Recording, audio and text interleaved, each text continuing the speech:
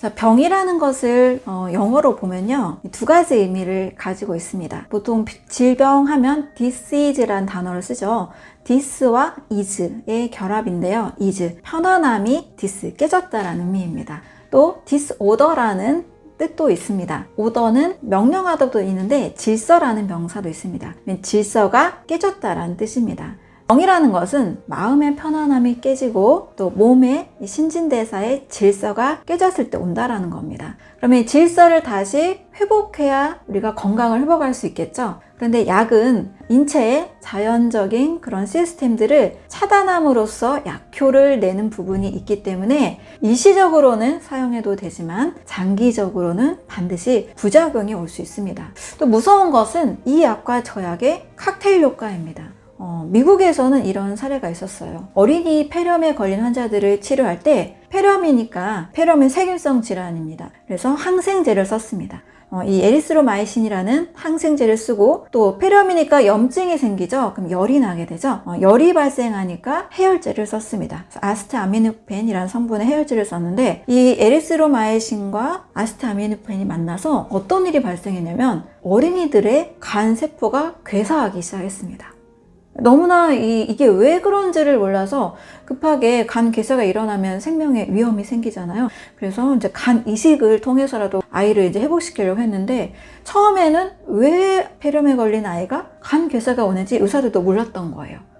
그래서 잘 이제 원인을 찾아보니까 두 약이 상호 부작용을 일으켜서 이런 어마어마한 부작용으로 이어진 겁니다. 지금은 이렇게 절대 치료를 하지 않죠. 자, 이런 식으로 어떤 한 개인이 내과약을 받고 무슨 외과약을 받고 어디 염증약을 받고 무슨 당뇨, 고혈압 다양한 약들을 드시게 되면 분명히 이 약으로 인해서 인체의 모든 기능들은 더 떨어질 수밖에 없습니다. 또한 이 약의 부작용으로 인한 또 다른 약을 먹어야 되는 그런 굉장히 고통스러운 일이 이어지게 되는 거죠. 그래서 약의 관점은 증상 완화제라는 것을 여러분들 꼭 아시고 약은 치료제가 아니다. 약을 먹어서 건강하시는 것이 아니다. 이거를 잘 이해하시면 좋겠습니다. 그러면 어떻게 건강할 수 있느냐? 분명히 어떤 증상이 나타난다는 것은 그 원인이 있습니다. 어떻게 하면 그 원인이 무엇인지를 최대한 찾고 원인을 제거하는 것에 목표를 둬야 되겠습니다. 인체의 모든 병은요, 갑자기 아픈 경우는 사실 많이 없습니다. 어떤 교통사고나 응급 어디 떨어졌다거나 이런 갑작스러운 그런 사고, 재해 같은 그런 사건들에 의해서 사람이 갑자기 위급해지고 생명을 잃을 수 있는 위험은 있는데요. 요즘 이제 세계보건기구에서 전 세계 약 80%의 사망 원인은 만성질환이라고 합니다. 만성질환은 우리 주변에서도 많이 보시고 있을 거예요. 암, 고혈압, 당뇨, 심혈관 질환 이런 질병들입니다. 만성질환의 뜻 자체가 만성, 급성이 아니라 만성, 천천히 진행되는 질병입니다.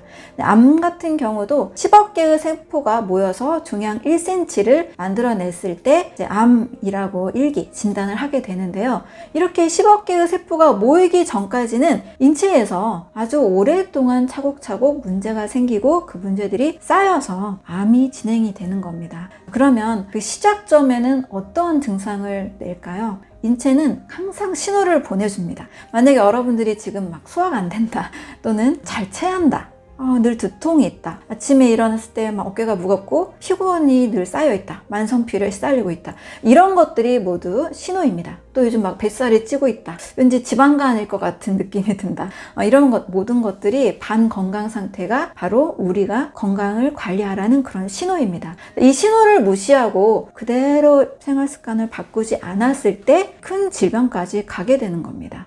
자, 그럼 그 신호를 보내줄 때 우리 몸은 어떠한 상태에 있냐면 바로 염증이 시작이 되고 있습니다. 염증이라는 것은 무조건 다 나쁜 걸까요? 염증 하면은 쉽게 떠오르지 않을 수 있는데 주변에 역류성 식도염 있는 분 계시죠? 위염, 어린이들은 중이염, 대장염, 또 아토피나 천식, 알레르기, 크론병, 궤양성 대장염, 이런 염증성 질환, 루푸스 같은 류마티스 관절염, 이런 자가 면역 질환도 있는데요. 이렇게 질병으로 들으면 그 모든 시작점은 다 염증이라는 것을 알 수가 있습니다. 염증은 인체에서 원래 나쁜 것이 아니에요. 인체가 외부로부터 생성되는 많은 물질들을 지켜내기 위해서 일으키는 반응이라고 생각하시면 됩니다. 우리 면역이라는 것에 대해서 굉장히 많이 익숙해진 단어가 됐죠. 면역의 뜻은 면할면 전염병역이란 뜻인데요. 질병을 이기는 힘이라고 할 수 있습니다. 그런데 이 몸에서 세균이나 바이러스나 곰팡이나 여러 이물질들이 들어오게 되면 몸은 면역 반응을 일으킵니다. 어찌됐든 이겨내야 되잖아요. 우리 집에 도둑이 들어오면 가만히 있을 수 없죠. 싸우거나 경찰에 신고하거나 어떻게든 이겨내야 됩니다. 이것처럼 인체에 들어오는 외부 물질들에 대해서 이겨내려고 하는 것이 면역이라고 하고요. 자, 이겨내는 동안에 우당탕탕 몸에서도 막 전쟁이 일어나고 있고 우리 집에서도 막 우당탕탕 막 싸우니까 여러 이 전쟁터에 그런 폐허된 모습들이 나타나게 되죠. 뭐 물건도 다 깨지고 쓰러지고 이런 일이 나타나겠죠. 이런 증상들이 나타나는 것을 바로 염증이라고 합니다.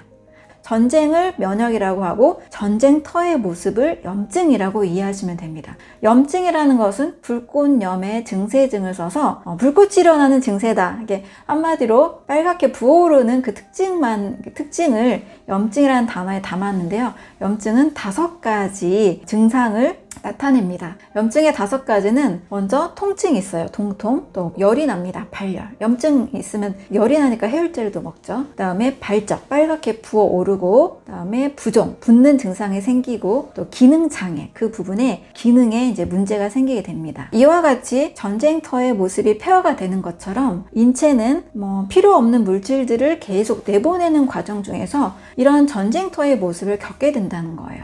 염증이라는 것은 나쁜 것이 아니겠죠. 내 몸을 지켜내는 자연스러운 반응입니다. 자, 그런데 문제는 뭐냐면 이 염증이 계속 이어지는 만성염증입니다. 만성염증이 아주 오래되면 암으로 발전하게 되는 겁니다. 쉽게 위염이 생겼어요. 위염 초기입니다. 그런데 계속 왜 위염이 생겼는지 원인을 찾지 않고 똑같이 그냥 생활하게 되면 위염이 점점 발달해서 점막까지 손상이 되는 위궤양으로 가기도 하고요. 위축성 위염, 위가 제대로 운동하지 못하는 위축성 위염으로 가기도 하고 요즘 또 장상피화생도 많이 있습니다. 장의 상피화로 바뀐다는 뜻이에요. 위 점막은 원래 도톰해서 위액 분비가 굉장히 잘 이루어지고 여러 음식들을 살균하고 소화시키는 기능을 해야 되는데 장의 상피처럼 얇아지는 겁니다. 그러면 이제 위액도 잘 나오지 않고 문제가 생기게 되는 거죠. 소화도 당연히 되지 않고. 장상피화생으로 가면서 위에서는 이제 혹이 발견되는 위암으로까지 이어질 수가 있습니다. 자, 이렇게 염증을 해결하지 않고 그대로 뒀을 때 암이 되는 거지 하루아침에 한두 달 만에 우리 몸이 뚝딱 갑자기 암이 생기지는 않습니다. 자, 위험한 것은 염증이 있을 수는 있어요. 염증은 우리 몸을 지켜내는, 독소로부터 지켜내는 자연스러운 반응입니다. 문제는 만성적으로 계속 그대로 두는 것, 이것이 큰 병의 원인이 될 수 있다는 겁니다. 만약에 지나치게 우유 알레르기가 없는 일반인이라면 내가 선택하는 그냥 눈에 보이는 우유나 또는 커피 속에 카페 라떼 같은 거 이런 것들만 크게 조심을 하시고 소량 들어가는 것들까지 우리 몸이 그렇게 과한 반응을 일으키진 않아요. 저도 아침 식사는 과일을 먹습니다. 그리고 점심 저녁에는 최대한 먹을 수 있는 만큼 꼭 공복이나 식전에 과일과 견과류를 선택을 합니다. 그리고 약속이 있으면 일반식을 합니다. 근데 일반식 안에 설탕이 들어갈 수 있고 또 우유의 어떤 성분들이 또 들어갈 수 있겠죠. 그런 것까지는 저도 터치를 하지 못해요. 그런 것까지는 제가 제한을 두지 않습니다. 예전에 이제 채식을 할 때는 좀 먹을 수 있는 음식이 다 한 가지밖에 없더라고요. 제가 만든 채식 비빔밥, 새싹 비빔밥. 요 도시락을 싸가지고 다녔는데 너무너무 인간관계를 할 수 없고 사회생활이 너무 이제 피곤해지기 시작하더라고요. 그래서 그만두고 최대한 내가 개인 시간에 또는 내 공복 시간에 먹을 수 있는 때에 과일 또는 채소, 견과류를 많이 먹어두고요. 이 음식들이 소량 들어오는 단백질이나 우유 단백질이나 설탕 이런 것들은 충분히 정화할 수 있다고 생각을 합니다. 그래서 너무 빡빡한 건강식보다는 이렇게 영양과 해독의 원리를 응용한 건강식만 해도 크게 우리에게 질병을 일으키진 않습니다.